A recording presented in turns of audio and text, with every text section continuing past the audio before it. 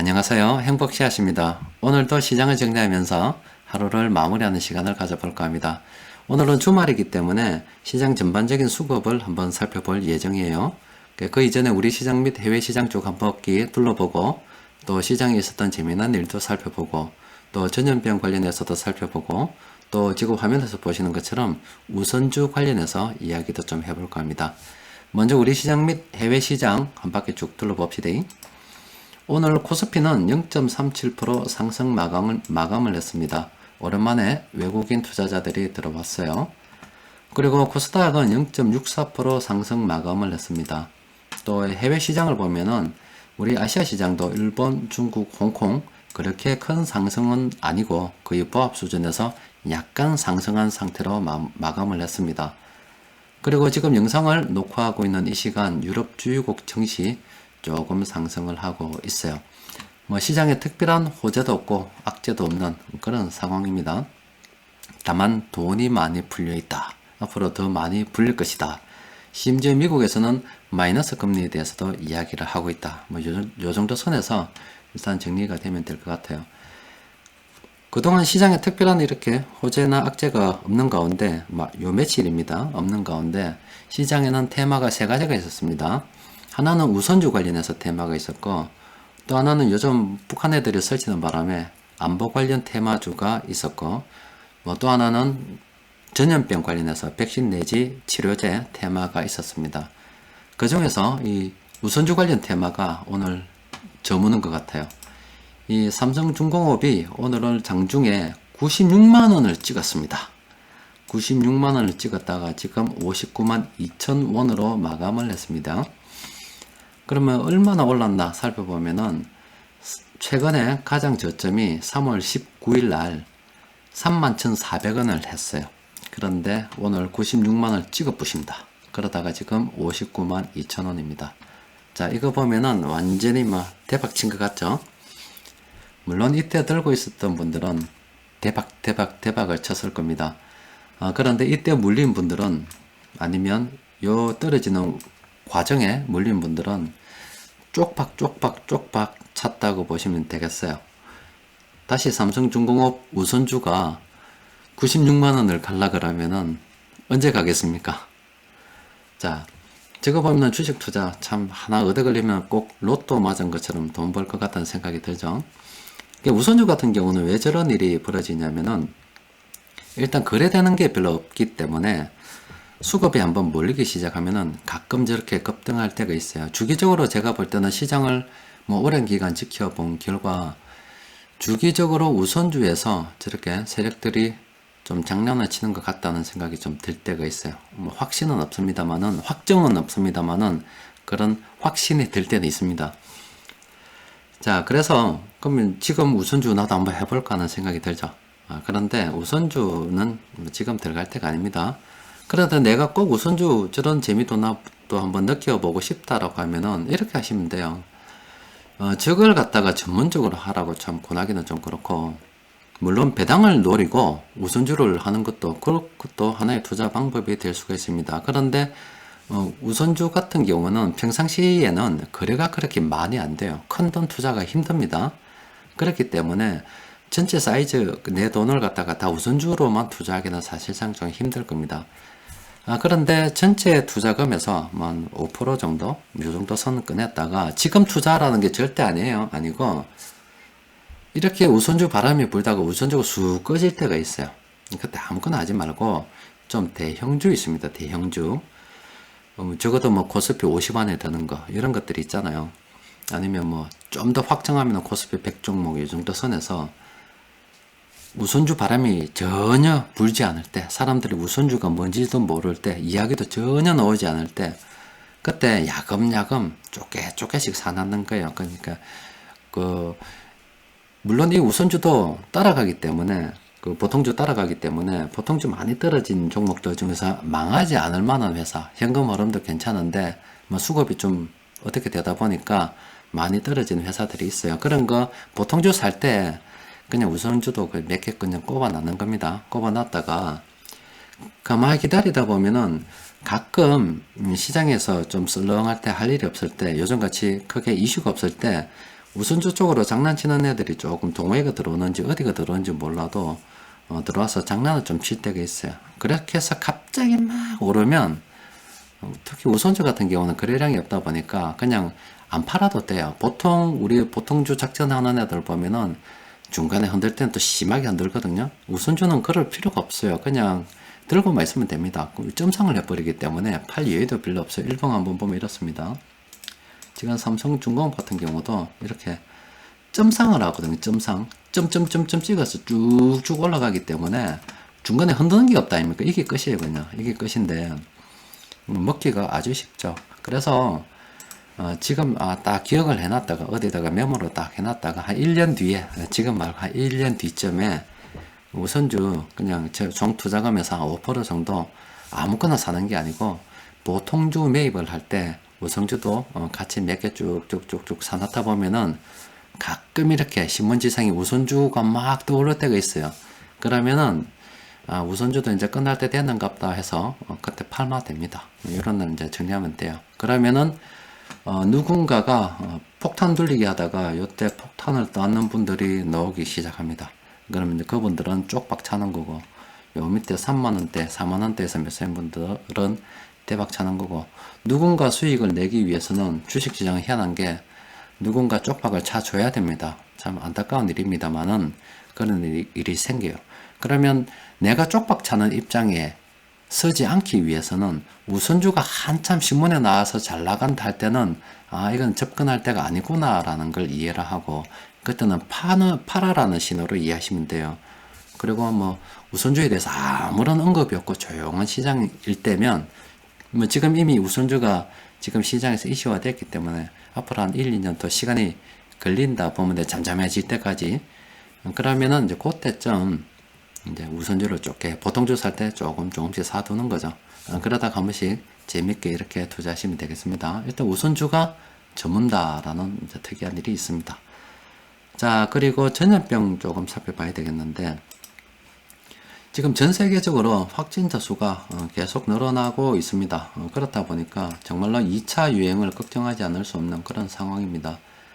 지금 어제 말씀드린 대로 브라질 같은 경우도 거의 100만 명 찍어가고 있어요. 지금 우리나라 상황 좀 봐야 되겠습니다.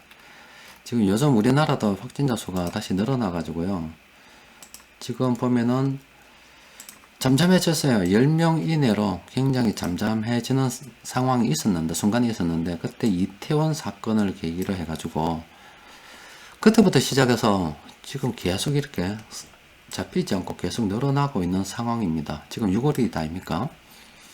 아마 이래 되면은 우리도 틀림없이 2차 유행에 대해서도 반드시 할 수밖에 없는 것 같습니다. 쉽게 잡히는 그런 병은 아닌 것 같아요. 지금 전 세계적으로도 여전히 인류를 위협하고 있다 이렇게 보시면 되고 이 위험이 끝난 게 아니다 이렇게 생각하시면서 건강관리에도 유의하셨으면 합니다. 자, 그리고 재밌는 뉴스도 하나 있습니다. 어제 제가 말씀드렸죠. 우리 남한도 핵을 가지고 북한도 핵을 가지면 북한이 우리한테 대포 쏘아 되겠나 아니면 총을 쏘아 되겠나. 아무래도 휴전선에서 인도하고 중국처럼 주먹 다짐할 거다라고 말씀드렸죠. 그래서 김도한 같은 분들 휴전선에 좀 보내놔면 되지 않겠나 이런 말씀드렸는데 실제 오늘 뉴스 보니까 재밌는 뉴스가 나왔더라고요. 인도하고 중국하고 국경이 3,500km나 된다고 합니다. 60년 동안 그 분명한 국경선이 존재하지 않는다고 그래요. 그래서 국정선에서 서로 의견이 충돌할 때가 많은데 서로 자기 땅이라고 중국도 핵이 있고 인도가 핵이 있다 보니까 돌비 들고 찍어붙다 그래 싸움을 했다 하는데 중국에서는 격투기 선수들 격투기 진짜로 격투기 선수들을 보낸다 그래요. 그러니까 핵이 있으니까 싸움합니다. 주먹 들고 싸움한다 그래요. 그런 재미난 기사가 있어서 한번 들고 와봤습니다. 자, 일단 뭐 시장 수급 한번 정리해 봅시다. 오늘 외국인 투자자들이 간만에 대형주 쪽으로 돈이 조금 들어왔는데 전기전자 쪽으로 좀 들어왔어요. 한 1541억 원, 의약품 420억 원, 그리고 화학주 414억 원, 철강주 80억 원 이렇게 외국인들이 오늘 간만에 조금 매수했습니다. 자, 외국인들이 다시 이렇게 좀 더 들어온다는 것은 위험 자산에도 다시 투자를 좀 하고 있다는 겁니다. 그리고 오전 시황을 통해서 말씀드렸다시피 지금 은행 PB님들께서 그리고 보험회사 증권사 PB님들께서 고액 자산가 분들께 한 2달 전부터 돈의 가치가 점점 하락하고 있으니까 위험 자산이라도 아니면 그러니까 금융 자산 내지는 부동산 자산 이런 자산을 보유해야 되지 않겠나라고 권하고 있다라고 해요. 자, 그런 뉴스는 굉장히 반가운 일이죠. 왜 반가운 일이냐면 앞서 우선주를 제가 말씀드렸다시피 이 주식 투자라고 하는 것은 서로 경쟁적으로 따먹게 하는 게 아니라 누군가 사기 위해서는 누군가 팔아줘야 돼요. 내가 사고 싶다 하면 누군가 팔아줘야 됩니다. 그런데 그런 고액 자산가 분들을 위험자산 좀 사세요라고 자꾸 설득한다면 분명히 주식시장에도 그런 돈들이 들어오겠죠. 그러면 그런 돈들은 수요다, 아니면 수요. 그러니까 공급은 누가 하느냐? 이미 주식을 들고 있는 우리가 공급자입니다. 들어오시는 분들은, 돈 들고 들어오시는 분들은 수요자가 되겠죠. 그러면 이미 우리는 주식을 들고 있잖아요. 일단 우리를 위해서 밤낮 불철주야 노력하시는 은행, 보험, 증권사 PB님들께 진심 어린 감사 말씀드립니다. 그리고 고액 자산가분들 감사하죠. 지금이라도 계속 들어오고 앞으로도 계속 들어오게 되면은 우리 돈 벌어줄 그런 분들입니다. 여러분들 주식을 계속 보유해야 될 이유가 있고 또 우리 돈 벌으라고 얼마나 고맙습니까? 은행 PB님들, 보험회사 PB님들, 증권사 PB님들께서 노력하고 계신답니다. 또 그리고 또 하나는 금융위원장님께서 공매도 9월 15일까지 일단 여기 안 하기로 했잖아요. 그런데 9월 15일 이후에도 할 수도 있지 않나 싶어서 8월달쯤에 공청회를 한번 해봐야 되겠다라고 이야기해요. 공청회 결과에 따라서 연장할지 어떻게 할지 일단 결론이 날 것 같은데 그렇게 되면 좀 더 인정이 된다라고 보면은 물론 좀 더 지나봐야 알겠습니다만은 우리한테는 좀 더 공격적으로 투자를 할 수가 있는 기회가 있는 거죠. 좋은 여건이 만들어지고 있습니다. 자, 힘냅시다.